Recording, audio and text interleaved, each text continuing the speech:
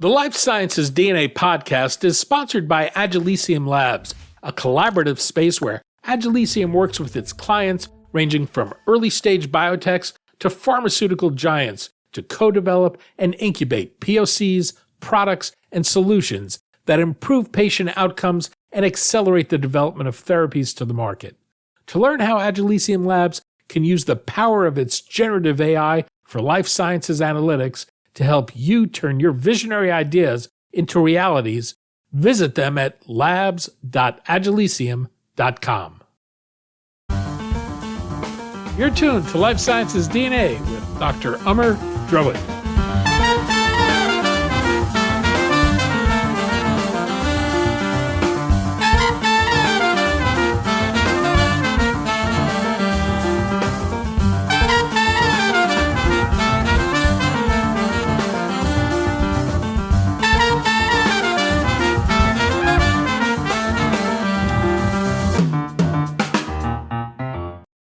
Amer, we've got Samantha Del Strasser on the show today. For audience members not familiar with Samantha, who is she? Samantha is a co-founder and chief scientific officer of Pepper Bio.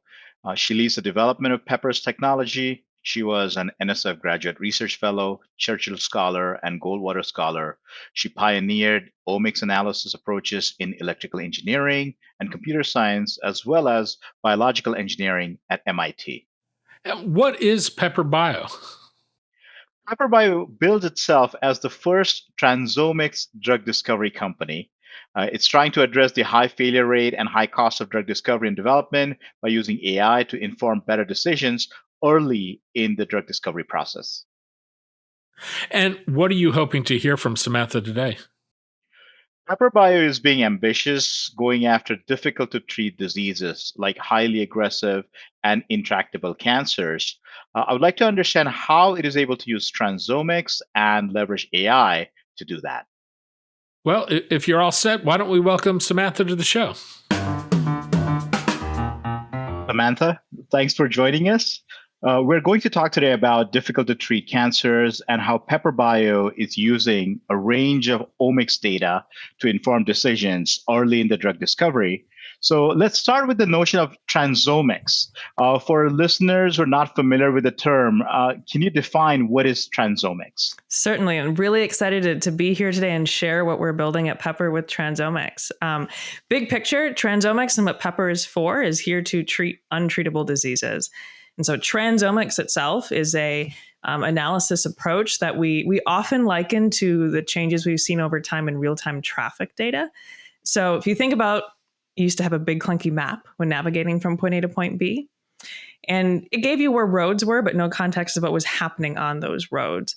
Real-time traffic data, you now have on your phone this ability to see where vehicles are and what's actually happening around you to make a more informed decision. So transomics and Pepper is doing that for drug discovery. So we're bringing a context of functional information and context of understanding of what's actually happening in a disease or when a drug is applied to treat a disease to make the most informed decisions of how to help a patient and at the end of the day, end untreatable diseases. And can you tell us more about what are the different elements of transomics? Absolutely. So underlying transomics, we're integrating multiple different omic data types. Today, that includes genomic data. So think, sequencing your genome, like if you sent out to 23andMe a sample to understand what's there.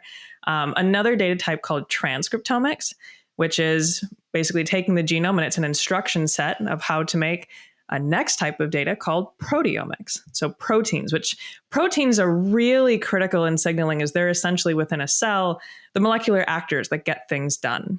So they're the molecules that either tell a cell how to grow, to move, to live, and to die as a cell. Now those proteins have different functions. They can be turned on and off, and that's then moderated by another data type we work with called phosphoproteomics. And so phosphoproteomics itself is a data type essentially looking at little molecular switches that are added to proteins that change their function to tell them what to do. And so by looking together at all four of these different data layers, we have the most comprehensive understanding at Pepper of what happens in a disease under study and also what happens when a drug is used to treat a disease. And this really rounds out that picture of in drug discovery of how to best help treat patients. So the genes are transcribed to transcripts, the RNA, and then from RNA you go to proteins and multiple proteins there, right? So you get the genomics, transcriptomics, and the proteomics, and then of course you're talking about the switches, the phosphorylation of the Precisely. proteins. Yeah. So how do you when you are putting these together, how do you combine these? So, a really key facet to interpreting all these data types when looking at a disease is having what we call a reference data set or a dictionary to understand how they relate. So, just like you use a dictionary to know, what words do in language, we have a dictionary to know what different proteins, molecular actors, and genes do and how they relate to each other. Since it's really critical to know relationships between them to understand how they function, how when it changes in disease, what implications that has in this, what we call a global picture of molecular signaling, to understand comprehensively what, just to give a sense of scale, thousands, tens of thousands of molecular actors are doing. It's a big picture, phenomenal point we're really at in biology that we can now measure this information. And that, here at Pepper, we can start to untangle those relationships to truly interpret how to best treat and tackle a disease. So as you are putting those together, do you look at like different pathways or systems biology or so? Can you talk a little bit about your approach there? Absolutely. So within that dictionary and that functional understanding of these relationships absolutely includes pathways, includes everything from relationships between kind of connections between proteins, as well as larger pathways in biology, as we call them, that they're related to. So these can be pathways about cell growth, cell death, about really particular kind of functional avenues of what can happen within a cell. And this is what helps us to relate changes that we see in, say, if we're studying oncology, cancer, we can look and see when there's a change between the cancer and a model for normal tissue, what happens, what pathways are implicated, to then address, okay, where do we best intervene with a drug to then reverse, or in the case of cancer, really, resolve the tumor and remove that from the disease. Mm-hmm. And so, as you look at the drug discovery world right now, how much of a problem is the lack of understanding of the biology of the disease? And do you think that this accounts for the high failure rate of the drugs in development? It's the lack of understanding of biology is astounding today. I think we've come a long way, right? I mean, it's something, if you think about in the last 20 years, we've sequenced the genome, right? But that's the start of it, right? And that's what's so exciting is, we have this instruction set that's been looked at for 20 some years now. But that's the instruction set, right? There's a whole new avenue of once those instructions are carried out, what happens, what the implications are. And so while we've gone leaps and bounds in the last 20 years, there's so much more to cover in terms of ground to truly understanding complex disease, especially areas such as oncology, neurodegenerative diseases. There's a lot of changes that are happening at once in that disease state. And these complex diseases are where we're still seeing, failures in the clinic and an inability to actually have a treatment for a patient. That gap on the patient side is actually, for my co-founder and I, what's really been the driving force as to why we're here, is because we still have immense gaps clinically for a lot of diseases. I mentioned neurodegenerative diseases. This has been really a personal experience for both my co-founder and myself. For me, it was my father who had frontal temporal dementia. I'd never heard of the disease until I was amidst my graduate studies, and really quickly learned how much we don't know, right? On being able to help a patient and having treatments. And for me, I think that was a big wake-up call in the aspect of, I'd always loved the science and, unraveling new patterns, but really seeing fundamentally how much we don't know in answering questions of what's going wrong. And when you have a loved one that's experiencing that, it really brings home all the work that needs to be done still today to truly help patients. Okay. And is that something that drove you and your co-founder to really start the company? Can you talk a bit about that? Absolutely. So the kind of the immediate personal story was, really instigated for me during graduate school on, seeing the gap for patients, having a family member that there were no treatments available for. Similarly, my co-founder, his grandmother had Alzheimer's disease, so very similar experience that I had there. But big picture, we actually we go back like over 10, 15 years now, to having connected my co-founder and I during our undergraduate studies, actually at Northwestern University, so just outside Chicago. We were both studying for biomedical engineering degrees there, and we're really excited about just making an impact in the healthcare space. We didn't know quite what that meant, but we both really resonated on that broader goal of knowing there's a lot of new challenges out there and wanting to make that tractable impact. So we kept in touch over the years during each of our studies. Myself, I built out more on the science technical side. He had built out more on the business strategic venture capital side. And we rejoined forces after I'd finished my PhD and he had finished at Harvard Business School, and launched Pepper in 2019 right after all of that. So it was really exciting. Great. Now, you're going after a lot of very tough diseases, the intractable diseases, and you just shared your story about that. But in general, what we see for a lot of these new platform technologies that the companies start out pursuing the well-established targets to establish a proof of concept for the approach. So why are you taking this approach, and how do you know if that'll be successful? Excellent question. So and just kind of big picture context for folks, our own internal pipeline program is going after MYC-driven cancers, specifically hepatocellular carcinoma and lymphoma. And so for folks familiar with the MYC space, as you pointed out, this is a challenging space. Folks have not been able to directly drug MYC itself, but that's part of why we chose this area. Is our platform and its ability to look globally at signaling changes at the biology of the disease itself can look for alternative targets, novel targets to treat that disease that are not MYC, right? So we can avoid looking at that very difficult part that's known to be implicated and look more broadly of what else can we what else can we drug to still treat the disease.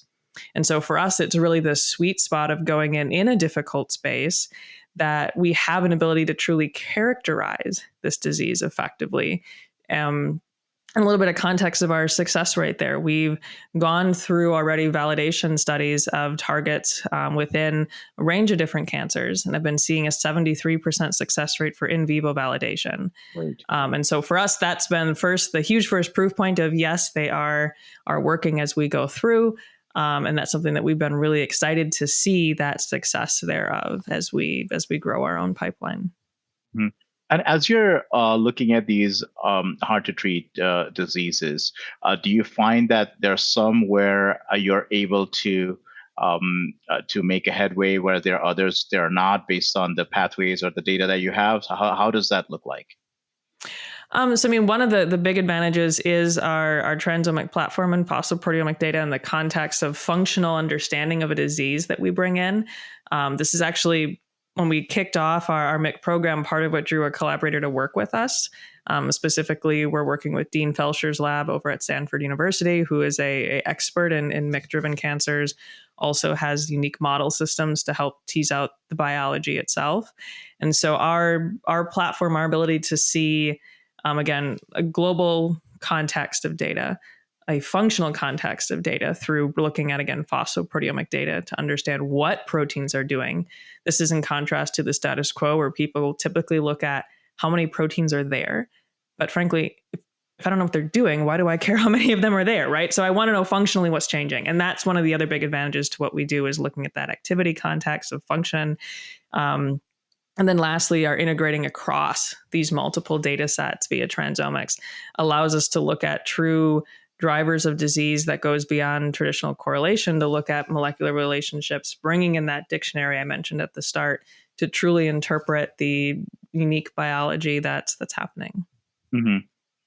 Now let's come to data and analytics here. So so where does your data come from, and Do you generate your data? Do you use public data sets? Can you talk a bit more about it? Yes. I mean, I guess the short answer is both, all the above. So to dig into that a little bit more, for data on a given disease, we collect, we can work with existing public data.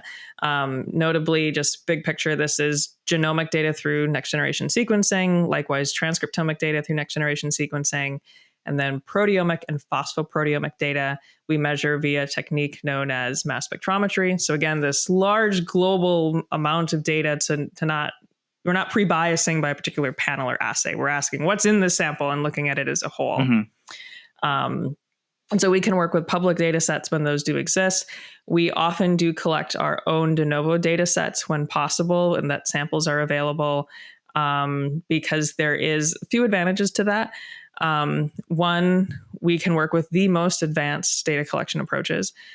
For those in the Mac spec space, this can be known as data independent analysis, mass spectrometry. A lot of words and letters there, but essentially emphasizing that it's a more comprehensive data set that overcomes historical challenges of missing values that can be seen in these large data sets. So we do often collect our own data, and for our current pipeline program, that's how we've been carrying that out.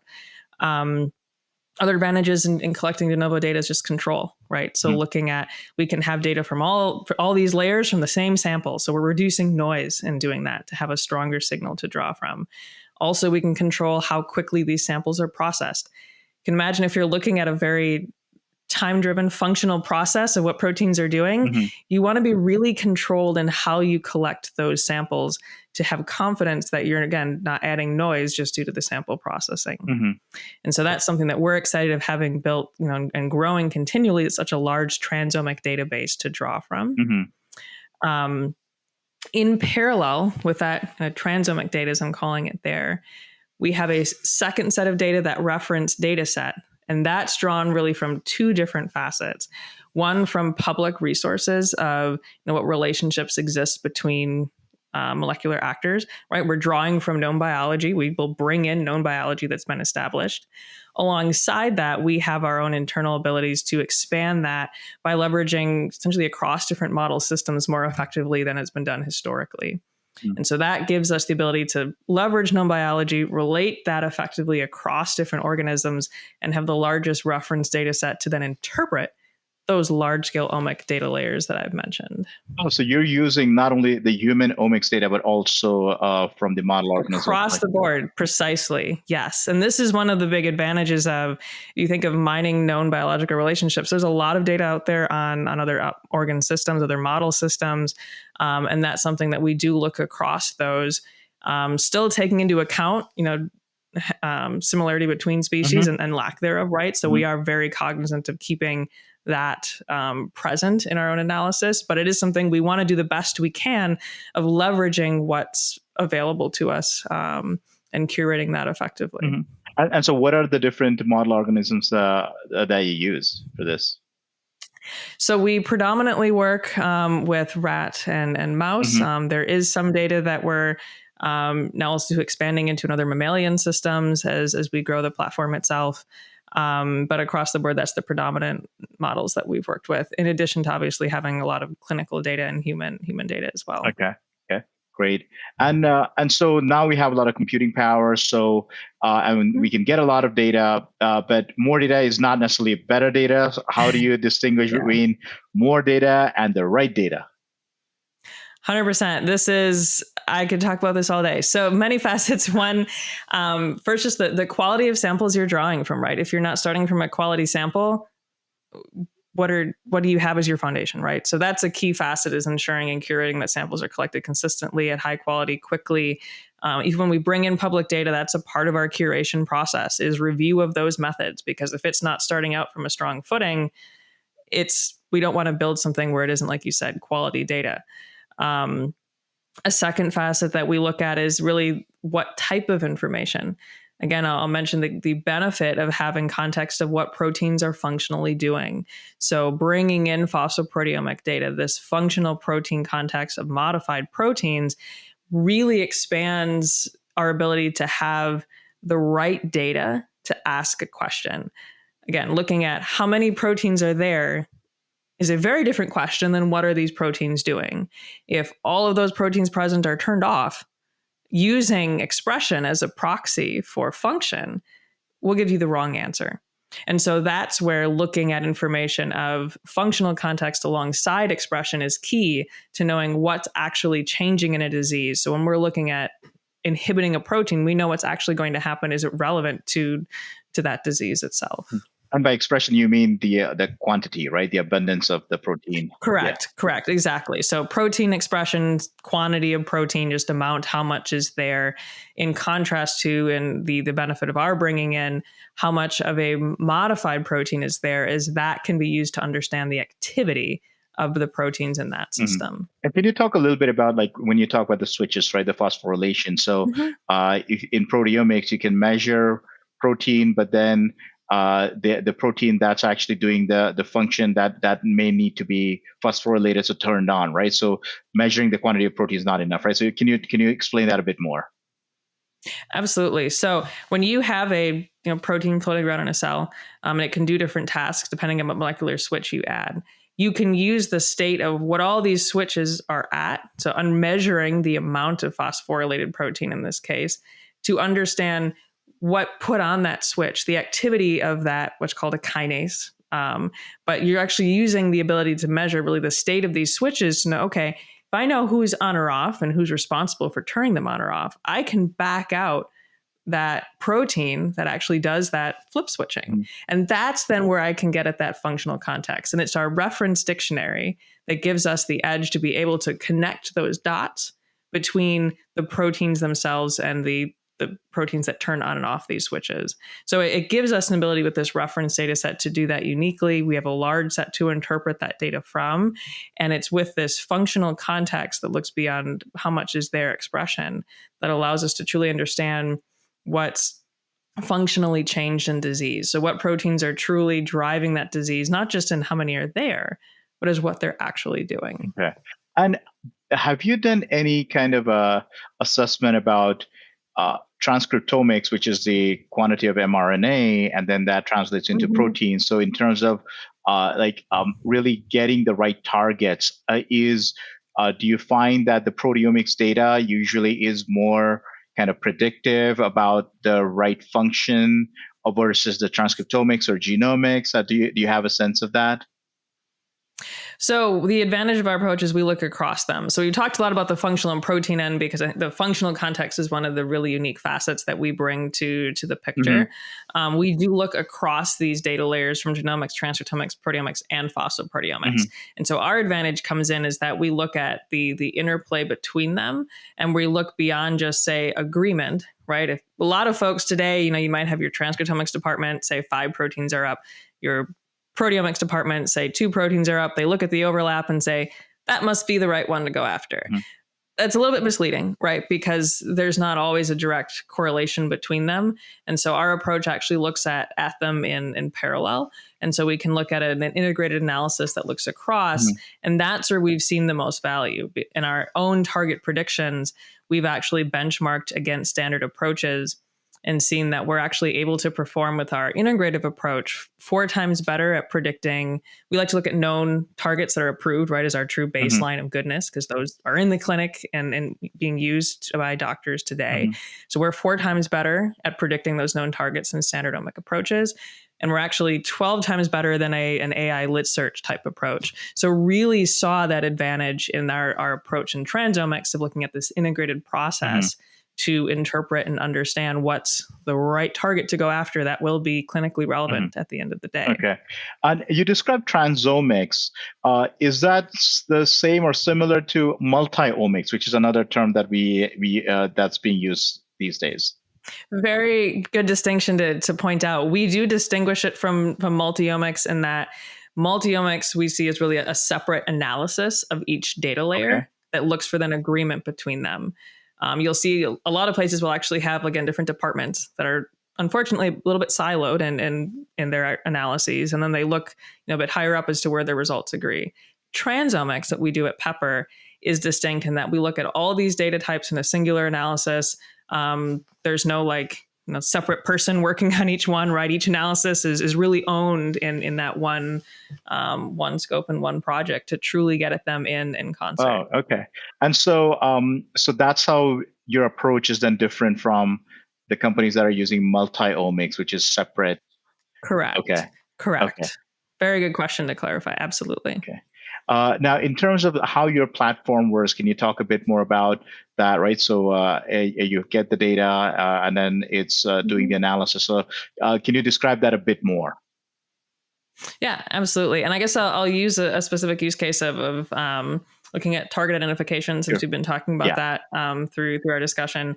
So we'll take for a given cancer, say, information of a disease state and a model for healthy, so typically a normal adjacent tissue, if looking at clinical samples, to then collect data from each patient of these multiple data layers in both of those tissue types, feed it into our platform, which starts out by simply having a scaling to compare between, for each patient, looking at the disease to normal. So we're first really asking that question of what's distinct in disease and having that control as baseline.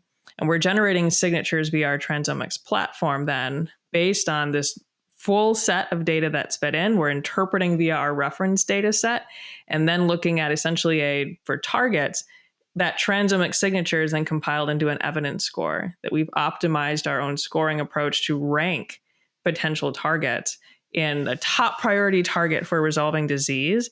And we essentially have a list that we can go down. We found, again, in that prioritization, this is that ranking that's looked at from our sets of prioritized targets, where we've seen that 4x improvement over standard multiomics and 12x improvement over a standard lit search. So it's really through this optimization as well that we're able to have for targets that evidence score of really going down what's the right ranking of where that top priority target is. And I'll emphasize again the in vivo validation that we've carried out to also vet those targets, because that's another facet. Has there been an experiment as well that shows those are successful? And that's where to date we've seen that 73% of the targets we've been validating have been successful, which we've been really thrilled by, and has also been the foundation to fuel building our own pipeline program that as we expand that.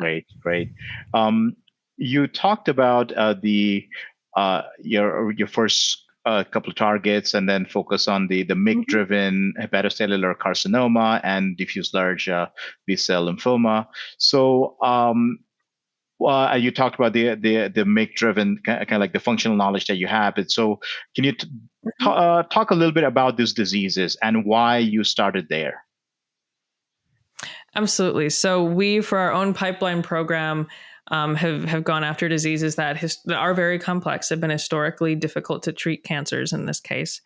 And we picked oncology for a variety of reasons. One, it's been seen biologically that these modified switches on proteins are really central to the disease itself. So there was a strong reason also biologically that this approach of our data types that we're bringing in for transomics can start to tease out those differences in an effective way to identify a treatment.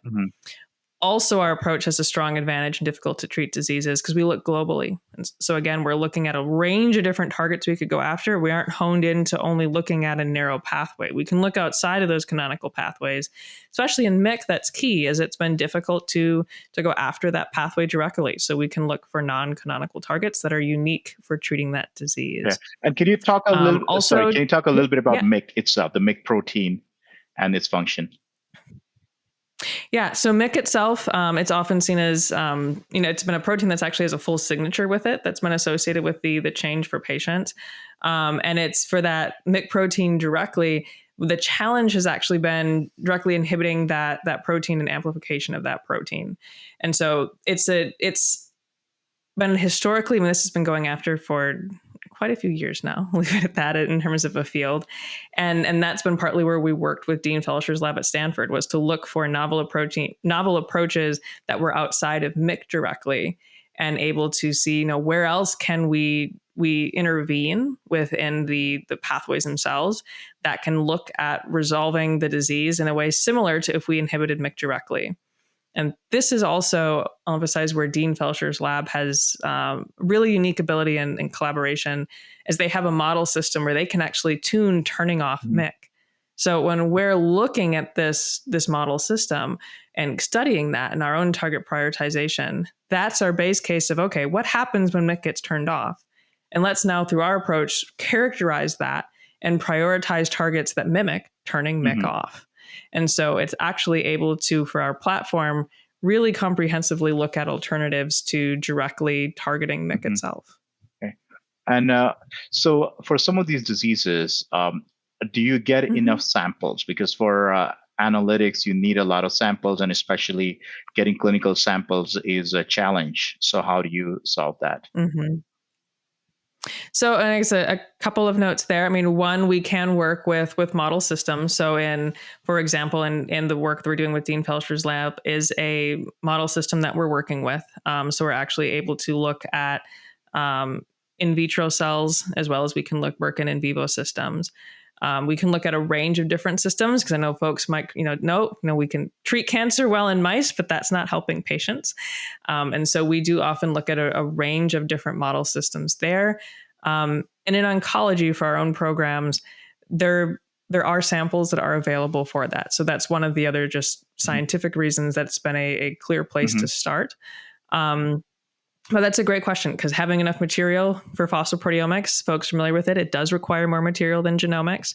And so we are also looking at and have worked with samples from other types of material from patients as well. So blood, urine, there are also studies that we're carrying out that's expanding the range of what we can work with.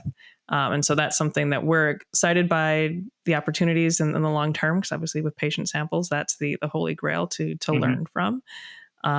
For a range of different diseases. For our audience, can you explain a bit what is in vitro and in vivo? Absolutely. So when studying a disease, folks are familiar with these clinical samples you can measure to understand what the genomics are and profile all these different data types I've listed.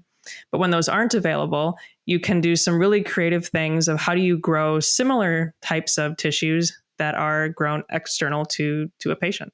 So you can have cells that are actually derived from patients that are grown in a little plastic dish at really specific conditions. That's known as in vitro. So there's cells that are grown that are we call a model system for a patient. So obviously, it's an individual cell versus tissue, so there will be differences, but it can still give you a really nice test system to learn about a disease and to test out drugs.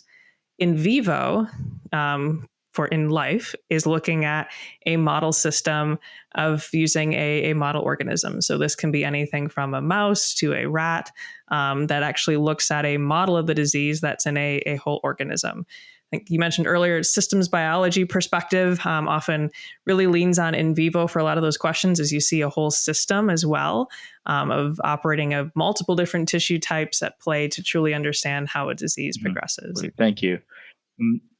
So you have identified these targets, and then they are you're validating those. So what's known about these therapies from the work done to date, and how are you taking them to advance into the clinic? Excellent question. It's something I've been really excited about as we've been right now working on what we're calling our Fast to IND program. So the targets that we're looking at, we've been into two categories: those that are entirely novel that no one's developed drugs against, as well as those that have assets that have been designed to target them, but failed in previous trials. And so targets that passed safety but didn't work in a disease, we're actually looking to have drugs that went after those repurposed to our specific disease area to get quickly into the clinic. And so that's actually right now we've been carrying out experiments and have seen, notably in hepatocellular carcinoma, drugs that we're considering in licensing have been performing better than standard of care. And so this has been really exciting to see as we look towards growing our own program, and the benefit for both patients as well as for us growing as a company is by in licensing these assets that have already passed safety. Our aim is to then go into a trial to first question within patients, ask an efficacy-based question, and to say, does this work in hepatocellular carcinoma? And so we're, from the data we've seen thus far and the assets that we're diligencing, really excited about the potential of bringing them in-house and moving that forward. Okay, great. And you're also pursuing a dual strategy business model, right? So you're partnering and then you're also pursuing your own clinical pathway. So can you talk about that a bit? Absolutely. So I've talked a lot about our own pipeline in our discussion this far. So the other half of that, as you flagged, is partnerships with pharma. So we have to date successfully completed 3 partnerships with pharma, one top 5 pharma company in a range of different disease areas. So oncology, as well as inflammatory and neuro diseases Mhm. as well, in a range of also different drug modalities. So we've looked at everything from looking at surface targets for antibodies to go against, to novel activation modalities within a system, as well as small molecules. And so this has really, for us, been exciting on multiple fronts. One, in terms of our big picture goal to treat the untreatable, it's more Mhm. shots on goal, right? We can work with more companies, look at more diseases, and really leverage that broader team of the drug discovery Mhm. industry. Second facet is as a company growing, it's an avenue that we've been thrilled to see early validation in, of partnerships of the industry working with us, seeing their enthusiasm and Mhm. hunger for this Mhm. technology and bringing in early Mhm. revenue. That's when something alongside fundraising has been a significant advantage of these partnerships is that facet for Mhm. us as well. So, I mean, we have seen that AI in drug discovery has great promise. We have heard about that. But there's so Mhm. far limited successes so far today. Um, where do you think we are in this evolution, and why do you think there have not been greater successes? More.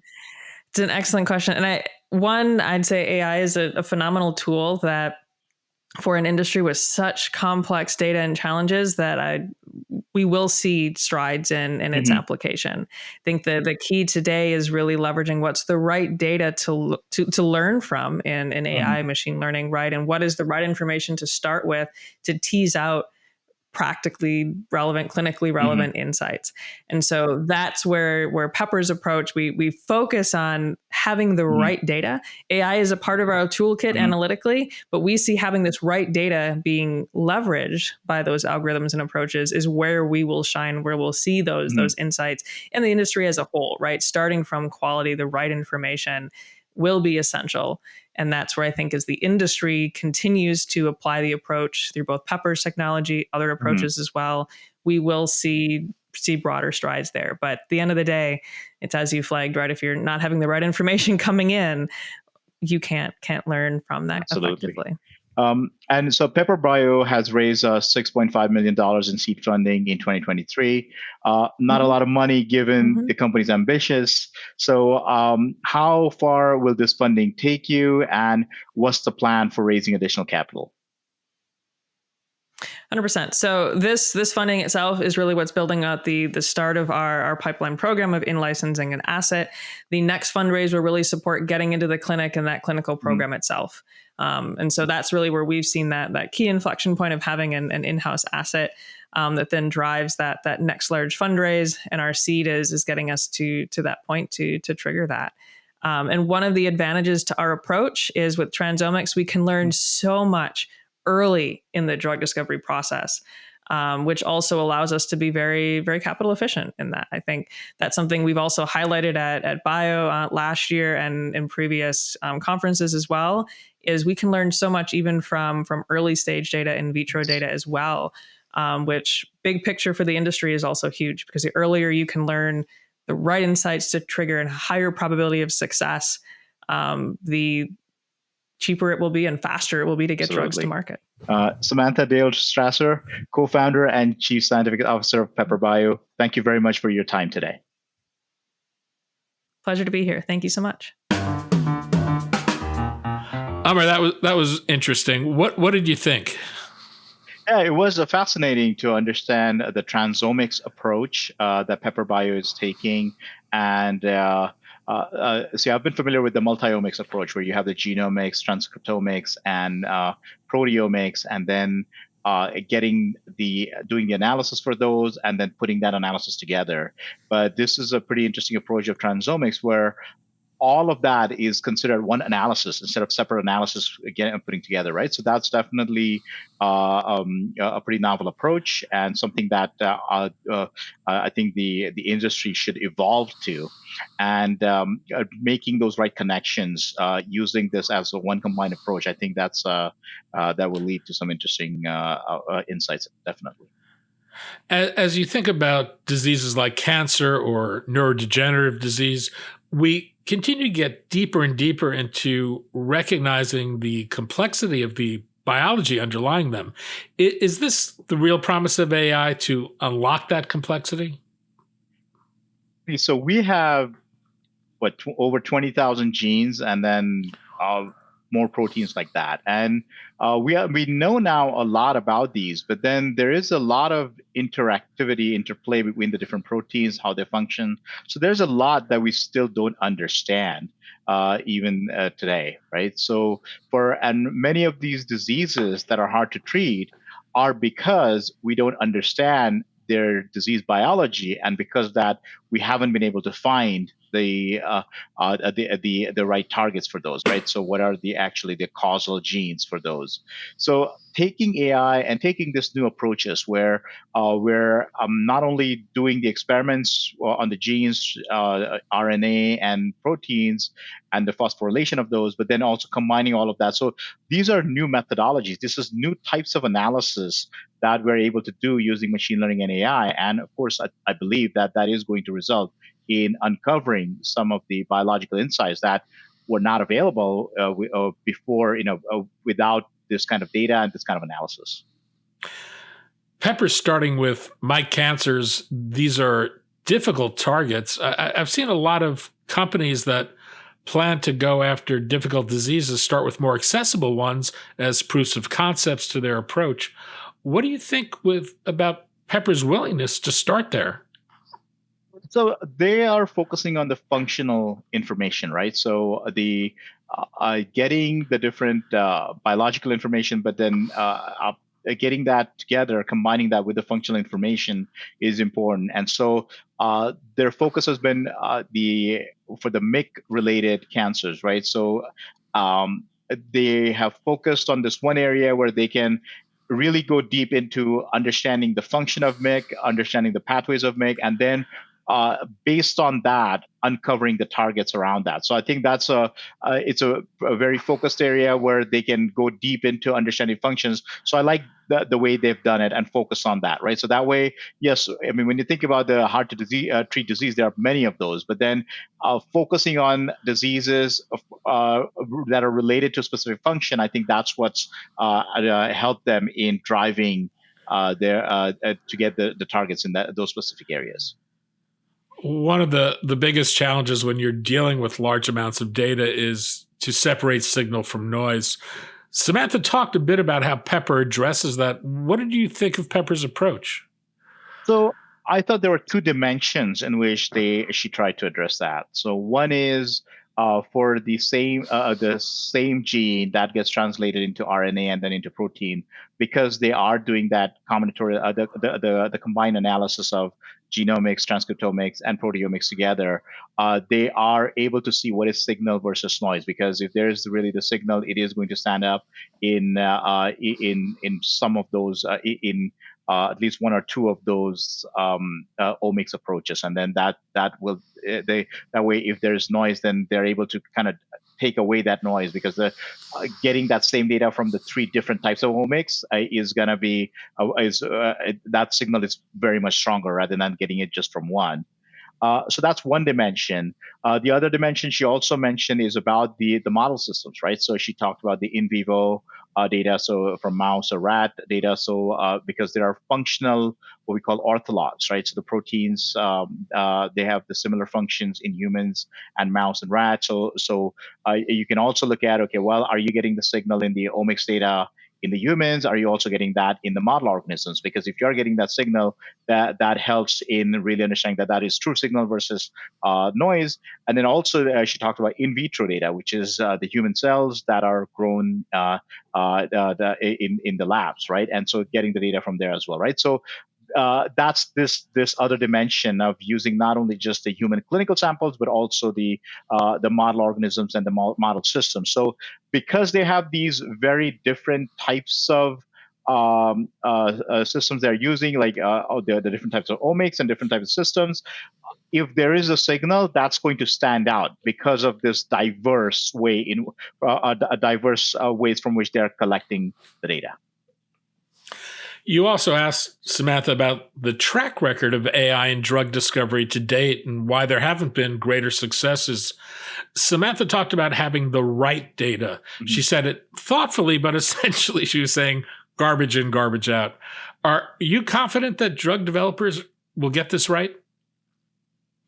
We're on a journey here, right? So we're getting better and better, and then it's so I think we are gonna get it right, but I think it's gonna be a long journey where I remember as I see the evolution, right? So now we are using many more clinical samples than we were using, let's say, 20, 25 years ago. We are collecting much more omics data at this point than we were doing before. We start connecting the different types of omics data, right? So, and also in terms of AI, we're now getting better and better technologies to analyze the data. So there has been improvement in terms of getting more data, getting better data, doing better analytics. So there's improvement in all these different dimensions. So I believe we will get better, more and more success, but it's something that, we as researchers are learning as time goes. Well, I really enjoyed the conversation, and I'm looking forward to our next one. Sounds good. Thank you, Danny. Thanks again to our sponsor, Agilicium Labs. Life Sciences DNA is a bi-monthly podcast produced by the Levine Media Group with production support from Fullview Media. Be sure to follow us on your preferred podcast platform. Music for this podcast is provided courtesy of the Jonah Levine Collective. We'd love to hear from you. Pop us a note at danny@levinemediagroup.com. For Life Sciences DNA and Dr. Amar Drawad, I'm Daniel Levine. Thanks for joining us.